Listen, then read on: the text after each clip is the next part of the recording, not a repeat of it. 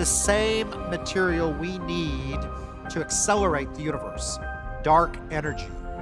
But why that energy exists, how much of that energy there is, has that energy been around all the time? These are questions that we have. Dark energy is a peculiar kind of energy that... The explanation for dark energy is the energy of empty space. Hello everyone, मैं हूं आप सबका friend AD. Scitech venture के dark energy के इस video में आप सभी का स्वागत है। डार्क एनर्जी एक ऐसा कॉन्सेप्ट है जो हमारे यूनिवर्स के रहस्यों में से एक है।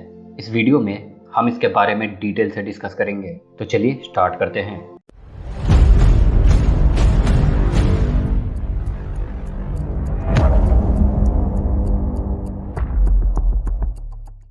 सबसे पहले हमें डार्क एनर्जी के कॉन्सेप्ट को समझना जरूरी है। ये कॉन्सेप्ट हमारे ब्रह्मांड की वो शक्ति है जो हमें इस बात का पता लगाने में मदद करती है कि हमारा ब्रह्मांड कैसे एक्सपैंड कर रहा है। डार्क एनर्जी ऐसा कुछ है जो हमारे ब्रह्मांड को एक्सपैंड करने में मदद करती है और इसी वजह से हमारे यूनिवर्स की एक्सपेंशन भी बढ़ती जा रही है। डार्क एनर्जी की डिस्कवरी 1990s में हुआ था, जब कुछ साइंटिस्ट ने ऑब्जर्व किया कि हमारे यूनिवर्स की एक्सपेंशन की स्पीड बढ़ती जा रही है। तो इस ऑब्जर्वेशन से ये पता चला कि कुछ ऐसी शक्ति है जो हमारे यूनिवर्स की एक्सपेंशन में मदद कर रही है और इन सब के लिए डार्क एनर्जी रिस्पॉन्सिबल है। इसी वजह से हमारे यूनिवर्स का फ्यूचर भी डार्क एनर्जी पर डिपेंड करता है। यूनिवर्स में 68% के अप्रॉक्स सिर्फ डार्क एनर्जी मौजूद है। बाकी के 32% में से 27% डार्क मैटर है और 5% विजिबल मैटर है।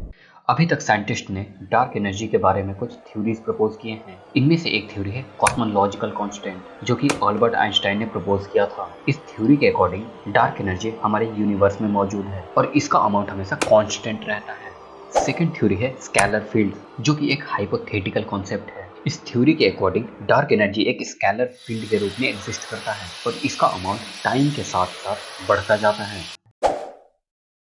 एक्सेलरेटिंग एक्सपेंशन का मतलब है कि हमारे यूनिवर्स की एक्सपेंशन की स्पीड बढ़ती जा रही है, जबकि ये स्पीड घटनी चाहिए। ये ऑब्जर्वेशन डार्क एनर्जी के एविडेंस के लिए बहुत ही इंपॉर्टेंट है।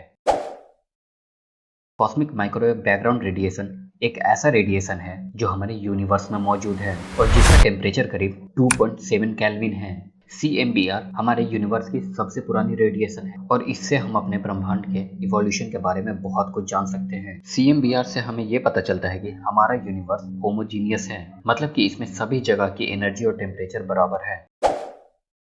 सुपरनोवा एक ऐसा एस्ट्रोनॉमिकल इवेंट है जिसमें एक स्टार का एक्सप्लोजन होता है और बहुत सारे एनर्जी पार्टिकल रिलीज होते हैं। सुपरनोवा की स्टडी से हमें ये पता चलता है डार्क एनर्जी एक ऐसी शक्ति है जो हमारे ब्रह्मांड की एक्सपेंशन को बढ़ाती है। सुपरनोवा की स्टडी से साइंटिस्ट ने पता किया है हमारे यूनिवर्स की एक्सपेंशन की जो स्पीड है वो काफी ज्यादा है और ये स्पीड बढ़ती जा रही है। ये एविडेंस डार्क एनर्जी के लिए काफी क्रूशियल है। स्केलर फील्ड्स एक ऐसा थ्योरेटिकल मॉडल है जिसमें डार्क एनर्जी को एक स्केलर फील्ड के रूप में समझा जाता है। स्केलर फील्ड एक ऐसा फील्ड है जिसका वैल्यू हर जगह सेम नहीं होता और ये फील्ड के ग्रेडियंट की वजह से डार्क एनर्जी के शक्ति को जेनरेट करता है। मॉडिफाइड ग्रेविटी के अकॉर्डिंग डार्क एनर्जी की जगह यूनिवर्स की एक्सपेंशन को एक्सप्लेन करने के लिए हमें ग्रेविटी को मॉडिफाई करना होगा। मॉडिफाई ग्रेविटी के मॉडल के अकॉर्डिंग ये एक नेचुरल शक्ति है जो यूनिवर्स की एक्सपेंशन को बढ़ाती है। ग्रेविटी के लॉ को मॉडिफाई करके इसे एक्सप्लेन किया जा सकता है। कॉस्मोलॉजिकल कांस्टेंट एक ऐसा थ्योरेटिकल मॉडल है जिसमें डार्क एनर्जी को एक कांस्टेंट एनर्जी डेंसिटी के रूप में समझा जाता है। इस मॉडल के अकॉर्डिंग डार्क एनर्जी की एनर्जी सभी जगह बराबर है और इससे यूनिवर्स के एक्सपेंशन को एक्सप्लेन किया जा सकता है। इन सभी थ्योरेटिकल मॉडल में कुछ न कुछ यूनिक है, लेकिन सबके पास अपने अपने लिमिटेशंस भी हैं।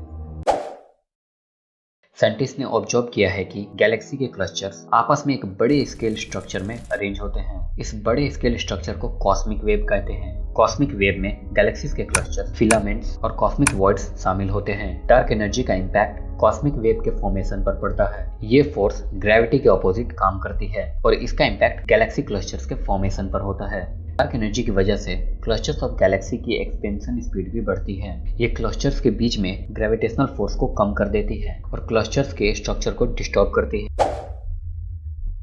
कॉस्मिक वॉइड्स एक ऐसा रीजन है जहाँ पर गैलेक्सीज और क्लस्टर्स ऑफ गैलेक्सीज दोनों नहीं होते हैं। ये रीजन्स एक पैकुलर पैटर्न में डिस्ट्रीब्यूट होते हैं। डार्क एनर्जी की वजह से ये रीजन्स एक्सपैंड करते हैं और ये एक्सपेंशन गैलेक्सीज और क्लस्टर्स ऑफ गैलेक्सीज के बीच में डिस्टेंस बढ़ाने से रोक देती है। इन सारी ऑब्जर्वेशन से साइंटिस्ट ये समझने की कोशिश कर रहे हैं कि डार्क एनर्जी हमारे यूनिवर्स के स्ट्रक्चर को कैसे शेप देती है। इसका इम्पैक्ट हमारे यूनिवर्स के लार्ज स्केल स्ट्रक्चर के लिए क्रिटिकल है। अगर एक्सपेंशन की स्पीड कंटिन्यू रहती है तो एक दिन ऐसा समय आएगा जब गैलेक्सीज अपने बीच में डिस्टेंस बढ़ाकर यूनिवर्स के अंदर खुद को आइसोलेट कर लेंगे। इस स्टेट को हीट डेथ कहते हैं, जहां पर यूनिवर्स की एनर्जी एक होमोजीनियस फॉर्म में डिस्ट्रीब्यूट हो जाती है और कोई भी मूवमेंट और एक्टिविटी नहीं करती।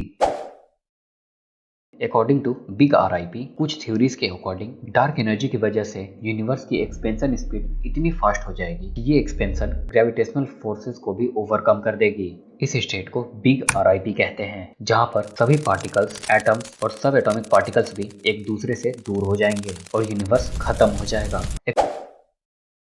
अकॉर्डिंग टू मल्टीवर्स, कुछ थ्योरीज के अकॉर्डिंग डार्क एनर्जी की वजह से हमारे यूनिवर्स के अलग अलग रीजन्स एक दूसरे से आइसोलेट हो जाते हैं और इस तरह से मल्टीवर्स बन जाता है। ये रीजन्स हमारे यूनिवर्स के ऑब्जर्वेबल पार्ट से बहुत दूर होते हैं और हम इसे ऑब्जर्व नहीं कर पाते हैं। कुछ साइंटिस्ट के अकॉर्डिंग ये पॉसिबल है कि डार्क एनर्जी की जगह ग्रेविटेशनल फोर्सेस में ही चेंजेस हो रहे हैं।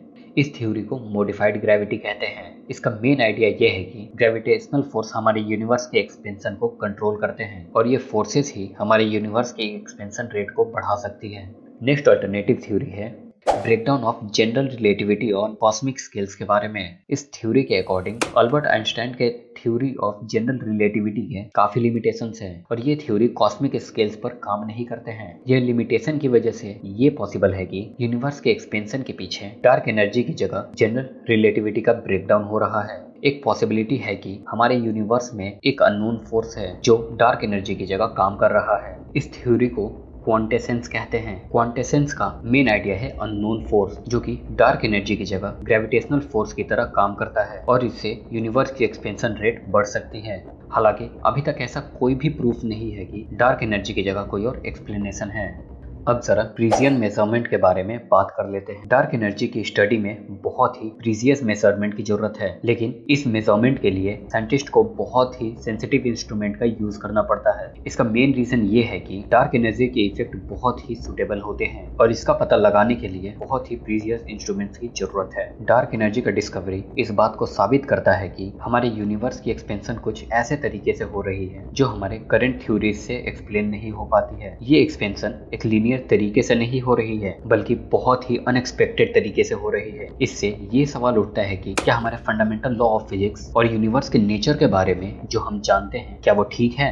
डार्क एनर्जी के नेचर को समझने में साइंटिस्ट ने कुछ नए थ्योरीज प्रपोज किए हैं। इनमें से एक थ्योरी है कॉस्मिक इन्फ्लेशन, जो ये सजेस्ट करता है कि यूनिवर्स के एक्सपेंशन का ये अनएक्सपेक्टेड बिहेवियर एक अर्ली स्टेज ऑफ इन्फ्लेशन से रिलेटेड है। डार्क एनर्जी के इम्प्लीकेशन को समझने के लिए साइंटिस्ट को एक और क्वेश्चन का जवाब देना पड़ता है कि क्या हमारे यूनिवर्स की ज्योमेट्री ठीक है। हमारे यूनिवर्स फ्लैट है, यानी कि उसका ज्योमेट्री एक फ्लैट सरफेस जैसा है। लेकिन डार्क एनर्जी के डिस्कवरी के बाद ये क्वेश्चन फिर से उठा है कि क्या हमारे यूनिवर्स का ज्योमेट्री ठीक है। इसका जवाब पाने के लिए साइंटिस्ट ने एक थ्योरी प्रपोज की है जो कहती है कि डार्क एनर्जी एक न्यू फॉर्म ऑफ एनर्जी है जो वैक्यूम में प्रेजेंट है।